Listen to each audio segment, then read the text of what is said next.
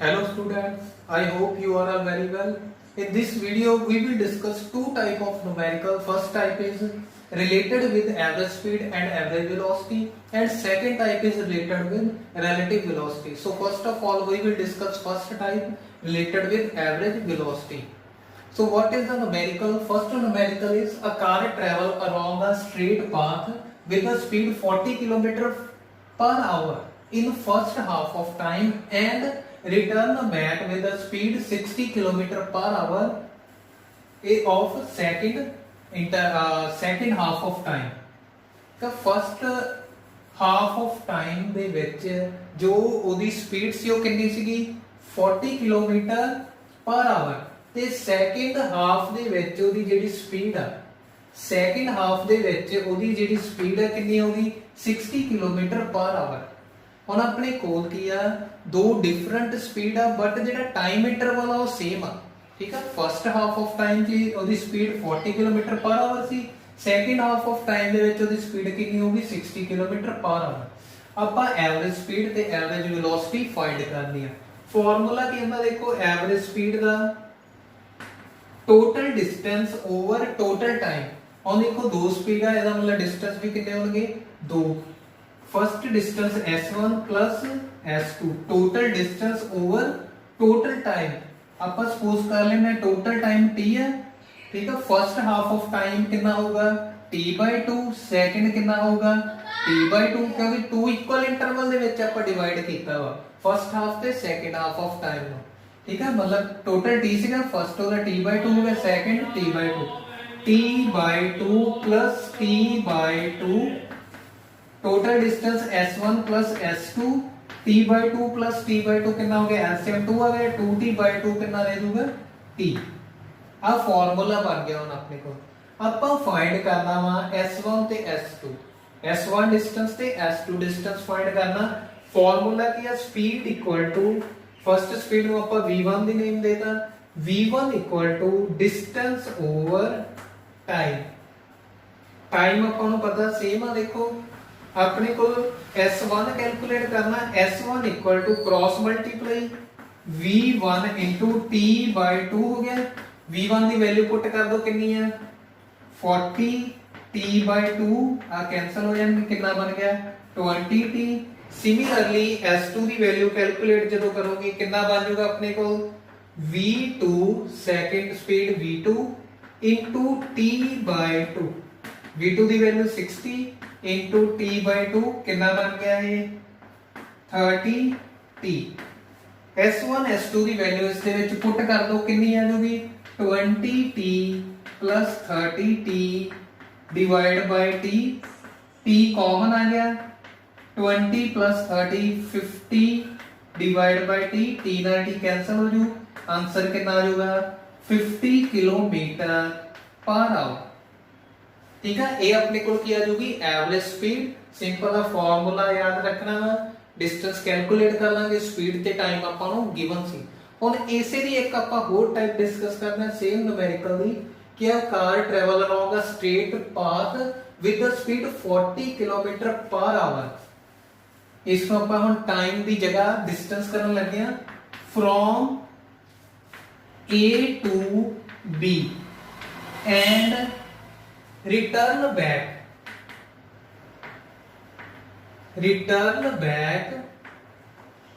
with speed 60 km per hour from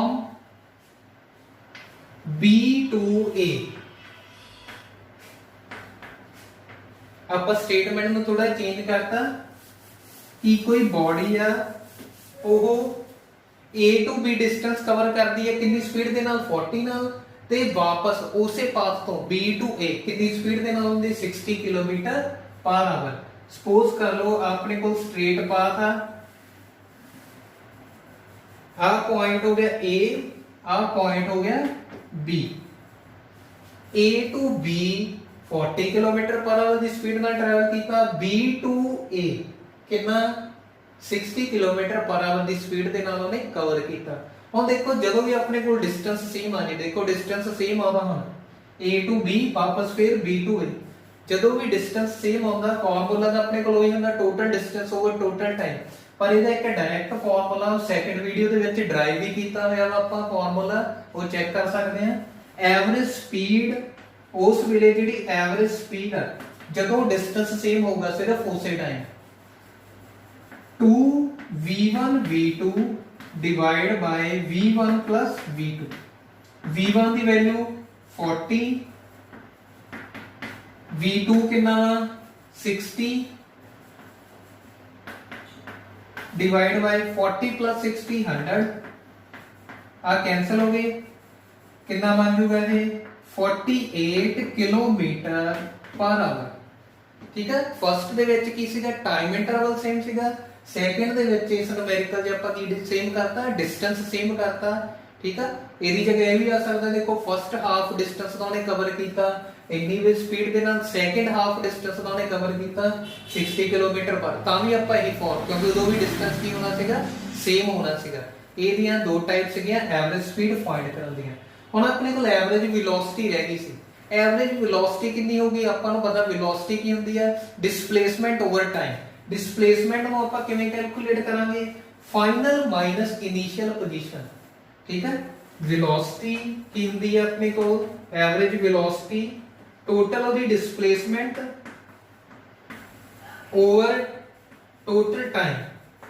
ਹੁਣ total displacement check ਕਰਨੀ ਹੈ ਆਪਾਂ, ਸਿੰਪਲ ਆ ਦੇਖੋ ਡਿਸਪਲੇਸਮੈਂਟ ਕੀ ਹੁੰਦੀ ਹੈ ਫਾਈਨਲ ਮਾਈਨਸ ਇਨੀਸ਼ੀਅਲ ਪੋਜੀਸ਼ਨ, ਇਹ ਡਿਸਪਲੇਸਮੈਂਟ ਹੁੰਦੀ ਹੈ। ਹੁਣ ਦੇਖੋ ਉਹਨੇ ਜਰਨੀ ਸਟਾਰਟ ਕੀਤੀ ਸੀ A ਤੋਂ, ਪਹਿਲਾਂ A ਤੋਂ B ਗਿਆ, ਫਿਰ B to A ਵਾਪਸ ਆ ਗਿਆ।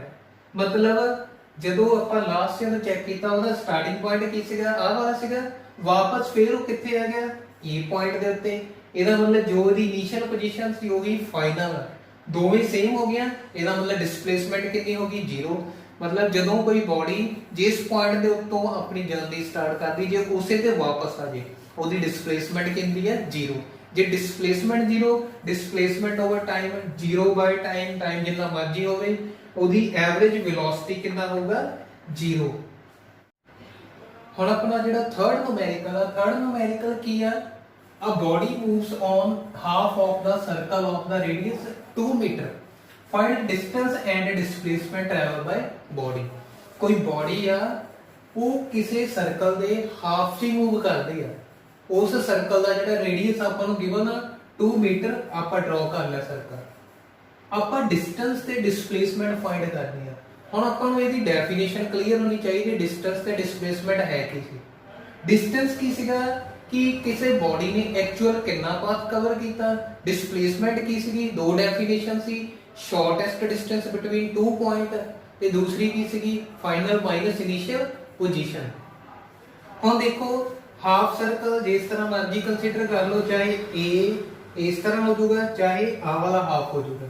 ਕੋਈ ਬੋਡੀ ਉਹਨੇ A ਤੋਂ ਡਿਸਟੈਂਸ ਕਵਰ ਕੀਤਾ,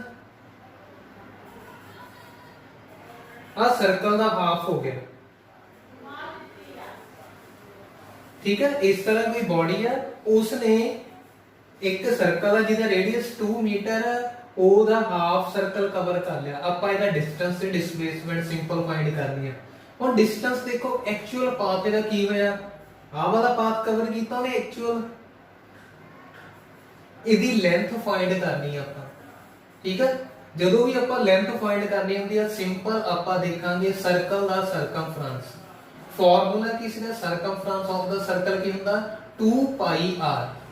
ਠੀਕ ਹੈ, 2 ਪਾਈ r ਹੁੰਦਾ। ਹੁਣ ਹਾਫ ਕਵਰ ਕੀਤਾ ਕਿੰਨਾ ਰਹਿ ਜਾਊਗਾ ਪਾਈ r, ਡਿਸਟੈਂਸ ਕਵਰ ਬਾਈ ਬੋਡੀ ਕਿੰਨਾ ਆ ਜਾਊਗਾ 1/2 ਕਿਉਂਕਿ ਹਾਫ ਕਵਰ ਕੀਤਾ ਇਨਟੂ circumference of circle ਕੀ ਬਣ ਜਾਊਗਾ 1/2। ਫਾਰਮੂਲਾ ਕੀ ਹੁੰਦਾ 2 ਪਾਈ r, 2 ਨਾਲ 2 ਕੈਂਸਲ, ਕਿੰਨਾ ਰਹਿ ਗਿਆ ਪਾਈ r। ਪਾਈ ਦੀ ਵੈਲਿਊ ਪੁੱਟ ਕਰ ਦਿਓ 22/7। ਰੇਡੀਅਸ ਕਿੰਨਾ ਵਾ 2 ਮੀਟਰ, ਕਿੰਨਾ ਬਣ ਜਾਊਗਾ 44/7 ਮੀਟਰ। ਇਹ ਕੀ ਆ ਗਿਆ, ਇਹ ਡਿਸਟੈਂਸ ਆ ਗਿਆ ਆਪਣੇ ਕੋਲ 44/7 ਮੀਟਰ। ਇਸ ਤੋਂ ਇਲਾਵਾ ਤੁਸੀਂ ਹੋਰ ਇਹਦੇ ਚ ਦੇਖੋ ਜੇ 1/4 ਕਵਰ ਕੀਤਾ ਹੁੰਦਾ ਇੱਥੇ 1/4 ਆ ਜਾਣਾ ਵਾ, ਜੇ 3/4 ਕਵਰ ਕੀਤਾ ਹੁੰਦਾ ਆਹ ਵਾਲਾ ਪਾਰਟ ਇੱਥੋਂ ਤੱਕ, ਫਿਰ ਇੱਥੇ 3/4 ਲਿਖ ਦੇਣਾ ਸੀ। ਜੇ ਪੂਰਾ ਸਰਕਲ ਕਵਰ ਕੀਤਾ ਹੁੰਦਾ ਫਿਰ ਤਾਂ ਸਿੰਪਲ 2πr ਆ ਜਾਣਾ ਸੀ। ਹੁਣ ਦੇਖੋ ਆਪਾਂ ਫਾਈਂਡ ਕਰਨੀ ਹੈ ਦੀ ਡਿਸਪਲੇਸਮੈਂਟ। ਡਿਸਪਲੇਸਮੈਂਟ ਕੀ ਆ, ਫਾਈਨਲ ਮਾਈਨਸ ਇਨੀਸ਼ੀਅਲ ਪੋਜੀਸ਼ਨ, ਉਹ ਆਪਾਂ ਸਟ੍ਰੇਟ ਲਾਈਨ ਦੇ ਵਿੱਚ ਕੰਸੀਡਰ ਕਰ ਰਹੇ ਹਾਂ। ਹੁਣ ਆਪਣੇ ਕੋਲ ਸਰਕਲ ਆ ਦੇਖੋ, ਹੁਣ ਆਪਾਂ ਇਹਦੇ ਚ ਦੇਖਾਂਗੇ ਇਸ ਪੁਆਇੰਟ ਤੋਂ ਇਸ ਪੁਆਇੰਟ ਤੱਕ ਜਾਣ ਦੇ ਲਈ ਸ਼ਾਰਟੈਸਟ ਡਿਸਟੈਂਸ ਕਿੰਨਾ। ਸਿੰਪਲ ਆ, ਸ਼ਾਰਟੈਸਟ ਡਿਸਟੈਂਸ ਆ ਵਾਲੀ ਸਟ੍ਰੇਟ ਲਾਈਨ ਆ। ਇਹ ਸਟ੍ਰੇਟ ਲਾਈਨ ਕੀ ਆ, ਇਸ ਸਰਕਲ ਦਾ ਕੀ ਆ ਇਹ ਡਾਇਆਮੀਟਰ। ਇਹਦਾ ਮਤਲਬ ਇਹਦੀ ਡਿਸਪਲੇਸਮੈਂਟ ਕਿੰਨੀ ਹੋਊਗੀ, ਕਿੰਨੀ ਕਵਰ ਕਰੂ ਬੋਡੀ ਡਿਸਪਲੇਸਮੈਂਟ, ਡਾਇਆਮੀਟਰ ਆਫ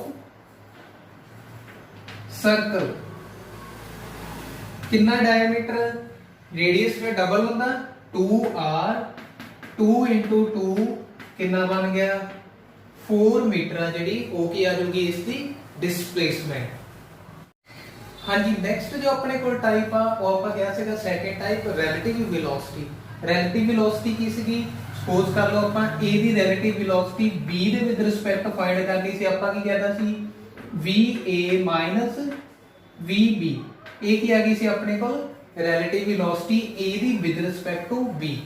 ਹੁਣ ਆਪਣੇ ਕੋਲ ਇੱਥੇ ਫੋਰਥ ਕੇਸ ਜਿਹੜੇ ਆਪਾਂ ਸਪੈਸ਼ਲ ਕੇਸ ਕੀਤੇ ਸੀ ਉਹ ਕੇਸ ਆਪਾਂ ਡਿਸਕਸ ਕਰਨਾ। ਦੇਖੋ ਕਿ ਹੁਣ ਦੋ ਟ੍ਰੇਨਾਂ ਜਿਹੜੀਆਂ ਆਪੋਜ਼ਿਟ ਡਾਇਰੈਕਸ਼ਨ 'ਚ ਆ, ਜਦੋਂ ਆਪੋਜ਼ਿਟ ਡਾਇਰੈਕਸ਼ਨ 'ਚ ਹੋਣਗੀਆਂ ਆਪਾਂ ਕੀ ਕਿਹਾ ਸੀਗਾ, ਇੱਕ ਦੀ ਜਿਹੜੀ ਵੈਲੋਸਿਟੀ ਆਪਾਂ ਕੀ ਆ ਨੈਗੇਟਿਵ ਸਪੋਜ਼ ਕਰ ਲਾਂਗੇ। ਨੈਗੇਟਿਵ ਦਾ ਮਤਲਬ ਦੋਵਾਂ ਦੀ ਡਾਇਰੈਕਸ਼ਨ ਕੀ ਆ ਆਪੋਜ਼ਿਟ ਆ ਮਾਈਨਸ ਮਾਈਨਸ ਕੀ ਹੋ ਜਾਊਗਾ प्लस। ठीक है, यही फॉर्मूला ਆਪਾਂ यूज करना ਵਾ। देखो हम न्यूमेरिकल की अपने को पहला न्यूमेरिकल दी स्टेटमेंट देखो, two train 121 meter and 99 meter in length are running in opposite direction with velocity 40 km/h and 32 km/h। in what time they will completely cross each other। देखो कि ਆਪਾਂ ਨੂੰ ਗਿਵਨ ਦੋ ਟ੍ਰੇਨ ਆਪੋਜ਼ਿਟ ਵੈਲੋਸਿਟੀ ਦੇ ਨਾਲ move, opposite direction 'ਚ different velocity ਨਾਲ move ਕਰਦੀਆਂ, ਦੋਵਾਂ ਦੀ ਲੈਂਥ ਗਿਵਨ, ਆਪਾਂ ਟਾਈਮ ਫਾਈਂਡ ਕਰਨਾ ਕਿੰਨੇ ਟਾਈਮ 'ਚ ਉਹ ਇੱਕ ਦੂਸਰੇ ਨੂੰ ਕੰਪਲੀਟਲੀ ਕ੍ਰਾਸ ਕਰਨਗੀਆਂ। ਸਾਰਿਆਂ ਨਾਲੋਂ ਪਹਿਲਾਂ ਆਪਾਂ ਉਹਨਾਂ ਦੀ ਰਿਲੇਟਿਵ ਵੈਲੋਸਿਟੀ ਫਾਈਂਡ ਕਰਨੀ ਹੈ। ਇਸ ਸਟੇਟਮੈਂਟ ਆਹੀ ਫਾਰਮੂਲਾ ਦੇਖੋ ਆਪੋਜ਼ਿਟ ਵਾਲਾ ਯੂਜ਼ ਕਰਾਂਗੇ, ਜਿਹਨੂੰ ਮਰਜ਼ੀ ਸਪੋਜ਼ ਕਰ ਲਓ ਇਹ ਆ ਕਿੰਨੀ ਆ b। ਰਿਲੇਟਿਵ ਵੈਲੋਸਿਟੀ ਕਿੰਨੀ ਆ ਜੂਗੀ ਆਪਣੇ ਕੋਲ va, ਇੱਥੇ ਆਪਾਂ ਲਿਖ ਦਾਂਗੇ ਰਿਲੇਟਿਵ ਵੈਲੋਸਿਟੀ ਆ ਜਿਹੜੀ v = va + vb, ਕਿਉਂਕਿ ਆਪੋਜ਼ਿਟ ਡਾਇਰੈਕਸ਼ਨ ਆ ਇਸ ਕਰਕੇ ਆਪਾਂ ਸਿੱਧਾ ਲਿਖਤਾ ਪਲੱਸ ਦਾ ਸਾਈਨ, ਦੋਵਾਂ ਦੀ ਵੈਲਿਊ ਪੁੱਟ ਕਰ ਦੋ 40 ਪਲੱਸ ਸੈਕਿੰਡ ਕਿੰਨੀ ਆ 32, ਕਿੰਨਾ ਬਣ ਗਿਆ 72 km/h।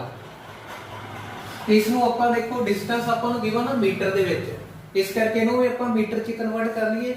ਫਾਰਮੂਲਾ ਕੀ ਹੁੰਦਾ ਆਪਣੇ ਕੋਲ, ਇਸ ਨੂੰ ਕਨਵਰਟ ਕਰਨ ਦਾ 1000/3600। ਠੀਕ ਹੈ, ਇਹਨੂੰ ਮੀਟਰ 'ਚ ਚੇਂਜ ਕਰ ਲਿਆ, ਆਵਰ ਨੂੰ ਸੈਕਿੰਡ ਦੇ ਵਿੱਚ ਚੇਂਜ ਕਰ ਲਿਆ। ਠੀਕ ਹੈ, ਆਵਰ ਦੇ ਵਿੱਚ ਸੈਕਿੰਡ ਕਿੰਨਾ ਲਿਆ 3600, ਆ ਕੈਨਸਲ ਹੋ ਜਾਣਗੇ 5/18। ਆ ਦੇਖੋ 18 4 ਜਾ ਕਿੰਨਾ ਬਣ ਜਾਊਗਾ 4 × 5 20 मीटर/सेकंड। ठीक है, ਇਹਨੂੰ ਕਨਵਰਟ ਜ਼ਰੂਰ ਕਰਨਾ ਆਪਾਂ ਮੀਟਰ ਪਰ ਸੈਕਿੰਡ ਦੇ ਵਿੱਚ, ਇਹਦੇ ਨਾਲ ਡਿਵਾਈਡ ਮਲਟੀਪਲਾਈ ਕਰਕੇ 1000/15 ਨਾਲ ਆਪਣੇ ਕੋਲ ਕੈਨਸਲ ਕਰਕੇ ਕੀ ਆ ਗਿਆ ਸਾਰਾ 20 मीटर/सेकंड। ਹੁਣ ਦੇਖੋ ਨੈਕਸਟ ਹੁਣ ਆਪਾਂ ਦੇਖੋ ਫਾਈਂਡ ਕਰਨਾ ਟਾਈਮ, ਕਿ ਉਹ ਇੱਕ ਦੂਸਰੇ ਨੂੰ ਕਿੰਨੇ ਟਾਈਮ ਦੇ ਵਿੱਚ ਕ੍ਰਾਸ ਕਰਦੇ ਨੇ। ਹੁਣ ਧਿਆਨ ਰੱਖਣਾ, ਇਹਨੂੰ ਆਪਾਂ ਇਸ ਐਗਜ਼ਾਮਪਲ ਨਾਲ ਸਮਝਣਾ। ਦੇਖੋ ਸਪੋਜ਼ ਕਰ ਲਓ ਆਪਣੇ ਕੋਲ ਟੂ ਟ੍ਰੇਨ ਆ A ਤੇ B। ਹੁਣ ਇਸ ਟ੍ਰੇਨ ਨੇ ਇਹਨੂੰ ਕੰਪਲੀਟਲੀ ਕ੍ਰਾਸ ਕਰਨਾ, ਦੇਖੋ ਕਿੰਨਾ ਡਿਸਟੈਂਸ ਕਵਰ ਕਰੂਗੀ। ਇੱਕ ਤਾਂ ਇਸ ਟ੍ਰੇਨ ਦੀ ਲੈਂਥ ਨੂੰ, ਜਿੰਨੀ ਵੀ ਇਹਦੀ ਲੈਂਥ ਆ ਦੇਖੋ ਇਹਨੂੰ ਕ੍ਰਾਸ ਕਰ ਗਈ। ਦੂਸਰਾ ਆਪਾਂ ਕੀ ਚੈੱਕ ਕਰਨਾ, ਇਸ ਟ੍ਰੇਨ ਨੇ ਅੱਗੇ ਜਦੋਂ ਕ੍ਰਾਸ ਕਰ ਲਿਆ, ਦੇਖੋ ਕ੍ਰਾਸ ਕਰ ਲਿਆ ਨਾ, ਹੁਣ ਇਹਨੇ ਆ ਐਕਸਟਰਾ ਡਿਸਟੈਂਸ ਵੀ ਤਾਂ ਕਵਰ ਕੀਤਾ ਵਾ। ਇਹ ਐਕਸਟਰਾ ਡਿਸਟੈਂਸ ਕਿੰਨਾ ਹੋਊਗਾ, ਇਹਦੀ ਆਪਣੀ ਲੈਂਥ। ਪਹਿਲਾਂ ਇਹਨਾਂ ਇਸ ਟ੍ਰੇਨ ਦੀ ਲੈਂਥ ਨੂੰ ਕ੍ਰਾਸ ਕੀਤਾ, ਇਸ ਟ੍ਰੇਨ ਦੀ ਜਿੰਨੀ ਲੈਂਥ ਹੋਊਗੀ ਉਹ ਪਲੱਸ ਜਦੋਂ ਇਹ ਕੰਪਲੀਟਲੀ ਕ੍ਰਾਸ ਕਰ ਗਿਆ, ਦੇਖੋ ਇਸ ਤਰ੍ਹਾਂ ਕੰਪਲੀਟਲੀ ਕ੍ਰਾਸ ਕਰ ਗਈ। ਕ੍ਰਾਸ ਕਰਨ ਤੋਂ ਬਾਅਦ ਆਪਾਂ ਦੇਖਣਾ ਵਾ ਇਹਨੇ ਹੋਰ ਕਿੰਨਾ ਡਿਸਟੈਂਸ ਕਵਰ ਕਰ ਲਿਆ, ਕਿੰਨਾ ਉਹ ਇਹਦੀ ਆਪਣੀ ਲੈਂਥ ਹੋਊਗੀ। ठीक है ਉਹੀ ਆਪਾਂ ਇਹਦੇ 'ਚ ਦੱਸਣਾ ਵਾ ਕਿ ਟੋਟਲ ਉਹਨੇ ਕਿੰਨਾ ਡਿਸਟੈਂਸ ਕਵਰ ਕੀਤਾ total distance covered by train to cross each other कितना करोगी देखो एक इस ट्रेन की लेंथ कितनी सीगी 121 प्लस दूसरी यदि आप दी लेंथ क्रॉस कर गई ना कंप्लीटली आप दी लेंथ यदि कितनी है 99 टोटल कितना बन गया ये 220